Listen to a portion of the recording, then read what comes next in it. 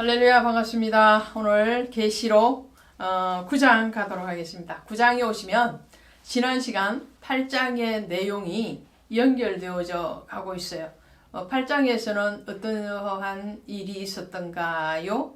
바로 천사들이 나팔을 불고 있었죠. 첫 번째 천사부터 시작을 해서 네 번째 천사까지가 8장의 내용이었습니다. 네, 9장에 오시면 다섯 번째 천사가 등장을 하게 되는데요. 조금 내용이 달라지고 있어요. 한번 살펴볼까요? 9장 1절에 보시니까 다섯째 천사가 나팔을 불매 내가 보니 하늘에서 땅에 떨어진 별 하나가 있는데 그가 무적갱의 열쇠를 받았더라. 무적갱의 열쇠래요. 이 무적갱은 어디에서 나오나요? 계시록에서 주로 나오죠. 이제 11장에도 나오고 17장에도 나오고 20장에도 나오고 그리고 로마서나 누가복음에도 나오는데요. 이 무적갱은 여러분들이 아시는 대로 지옥을 얘기하죠. 지옥. 음부를 얘기해요. 음부. 심판이죠. 심판 중에서도 정말 돌이킬 수 없는 심판의 자리가 이 무적갱의 자리죠. 그래서 오늘 11절에도 이 무적갱이 나오잖아요. 풀이를 하고 있거든요. 그들에게 왕이 있으니 무적갱의 사자라. 히브리어로는 그 이름이 아바돈이요 헬라어로는 그 이름이 이블론이더라. 이 아바돈이라는 말은요, 길을 잃게 하여 방황하게 하는 자, 멸망케 하는 자, 이런 뜻을 가지고 있어요. 왜? 지옥이라는 게 뭐냐? 지옥이라는 것은 진리를 떠나는 것이다. 그렇죠? 예수가 없는 것이 지옥이다라는 거예요. 그것을 유인하고 예수를 떠나서 진리를 떠나서 길을 잃고 결국은 헤매다가 멸망하게 하는 자가 바로 아바돈이라는 거예요. 그러니까 사단이라는 거죠. 사단. 미혹의 영인 거예요. 미혹이라는 말이 그렇잖아요. 그죠? 막 안개 속을 헤매는 것처럼 몽롱하게 만들어서 길이 아닌 생명이 아닌 곳으로 인도하는, 결국은 그래서 죽임당하게 하는 그 미혹의 영이라고 생각을 하시면 돼요. 그 다음에 이 아볼루온이라고, 그 이름이 아볼루온이라, 무적갱의 다름이 이름이 아볼루온인데 이 아볼루온은 파괴자라는 뜻을 가지고 있어요. 이 이름의 뜻만 봐도 무적갱은 지옥이다. 하나님이 없고 진리가 없는 곳이 바로 무적갱이다라는 거죠. 그런데 이 무적갱의 열쇠를 받았더라라는 건 심판을 얘기하죠. 그 무적갱을 여니 그 구멍에는 큰 화덕의 연기 같은 연기가 나오매 해와 공기가 그 구멍의 연기로 말미암아 어두워지며 이렇게 나와요. 그러니까 해, 달이 없는 거예요. 있으나 그 빛을 발하지 못하는 곳이죠. 그게 어둠이잖아요. 어둠. 그렇죠? 우리가 캄캄한 지하실을 생각하면 됩니다. 지하실에 지하가 깊으면 깊을수록 해와는 상관이 없죠. 지상에는 해가 분명히 있어요. 지상에 분명히 햇빛이 있는데도 불구하고 지하로 내려가면 내려갈수록 그거 해와는 거리가 멀어지는 거죠.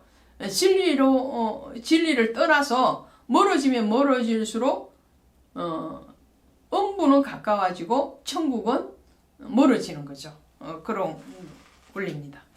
그런데 이 다섯째 다섯째 천사가 나팔을 불 때에 또 하나의 특징이 여기 있어요. 4절 보시니까 그들에게 이르시되, 누구를 얘기하는 거예요? 무적갱 열쇠를 받은 천사. 그죠? 천사는 천사인데 지금 심판의 천사인 거예요. 그들에게 이르되 땅의 풀이나 푸른 것이나 각종 수목은 해하지 말고 오직 이마에 하나님의 인침을 받지 아니한 사람들만 해하라 하시더라. 그러나 그들을 죽이지는 못하게 하시고 5달 동안 괴롭게 하시는데 이렇게 나와요. 그러니까 이마에 하나님의 인을 받은 사람은 해하지 말아라. 그러니까 이 사단 그리고 심판을 내 주관자가 누구라는 거예요? 하나님이시라는 거죠. 하나님. 욥을 시험하게 하신 것도 또 예수님이 광야에서 시험을 받으실 때도 성령에 이끌려 이렇게 돼요. 욥도 하나님이 사단에게 허락을 했기 때문에 시험을 받던 거죠. 모든 심판과 모든 구원의 주권은 하나님이시다. 하나님의 허락이 있어야 된다. 허락. 오늘도 허락이 있어서 완전히 죽임을 당하는 자가 있고 아직은 죽임과 거리가 먼 제외되는 사람이 있고 또 한편은 완전하게 구원되는 사람이 있어요. 오늘 하나님의 앞에 인침을 받은 이마에 하나님의 인침을 받은 사람은 어떻게 해요? 구원으로 들어온 거예요. 하나님의 인침을 받지 아니한 사람들만 해야라 그랬죠. 자, 출애굽기에 가시면 10가지의 재앙이 나오죠. 10가지. 출애굽 이후에 출애굽기 7장부터 재앙이 11장까지 나온단 말이죠. 10가지 재앙이 나올 때 네 번째 재앙인 파리 재앙 때부터 이스라엘 백성들이 살고 있던 고센 땅을 구별합니다. 하나님의 백성들이 살고 있기 때문에 그 땅은 구별이 돼요. 오늘도 7 나팔 중에서 5째 나팔 때부터 입 맞은 사람을 보호하고 계세요. 어떤 경계점이 세워지는 거죠. 그러면서 자 우리 보시면 로마서 4장 11절에 가면 할례 표에 대해서 얘기해요. 이 할례 표는 하나님이 인치신 것이다 라고 말씀을 하고 있고요. 우리 에스겔서 9장 46절에 가시면 이런 말씀이 있어요. 에스겔서를 한번 가보십니다. 에스겔서 9장에 가시면 에스겔 선지자를 통해서 말씀을 하실 때에 이렇게 말을 해요. 환상을 지금 보여주시는 거죠. 보여주시는데 9장 4절에 보시면 9장 여호와께서 이르시되 너는 예루살렘 성읍 중에 순행하여 그 가운데 행하는 모든 가증한 일로 말미암아 탄식하며 우는 자의 이마에 표를 그리라 하고 탄식하며 우는 자의 이마에 표를 그려요. 이 탄식하고 운다는 것은 애통한다는 거예요. 죄에 대해서 애통한다라는 거죠. 하나님 앞에 죄인됨을 인식하고 그 죄에 대해서 회개하는 거예요. 그런 사람에게 하나님의 인을 쳐줘요. 왜냐? 회개하면 주께로 돌이키면 주님은 용서하시니까요. 우리를 죄 없다 하면 하나님을 거짓말하게 하는 거지만 우리가 죄에 있음에 대해서 고백하고 회개할 때 주님은 우리의 죄에 대해서 도말하신다, 잊어버리신다 그러잖아요. 그래서 잊으심의 표시 또 구원의 표시를 합니다. 그리고 난 뒤에 6절에 가시면 이렇게 말씀을 해요. 에스겔서 9장 6절에 가면 늙은 자와 젊은 자와 처녀와 어린이와 여자를 다 죽이되 이마에 표 있는 자에게 가까이 하지 말라. 내 성소에서 시작할지니라. 보세요. 이마에 미리 인을 채워둔 사람은 마지막 심판 때에 그들은 심판이 아닌 구원으로 오는 거예요. 그러면서 내 성소에서 시작한다. 하나님의 교회에서. 교회 안에도 알곡과 죽정이가 있는 거예요. 하나님 알곡과 죽정이를 마태복음 13장에 가니까 씨 뿌리는 비유하고 난 뒤에 그대로 자라게 내버려 두라고 그래요. 그리고 추수 때에 죽정이는 단을 묶어서 풀을 사르고 알곡은 모아서 창고에 들인다고 말씀하시거든요. 죽정이를 왜 그 자리에서 그 적시로 뽑아내지 않죠? 그것은 그 죽정이가 알곡이 될 수 있으니까. 곡식도요, 콩이든 벼든 처음부터 통통하게 살 오른 게 아니에요. 안에 알곡이 된 게 아니에요.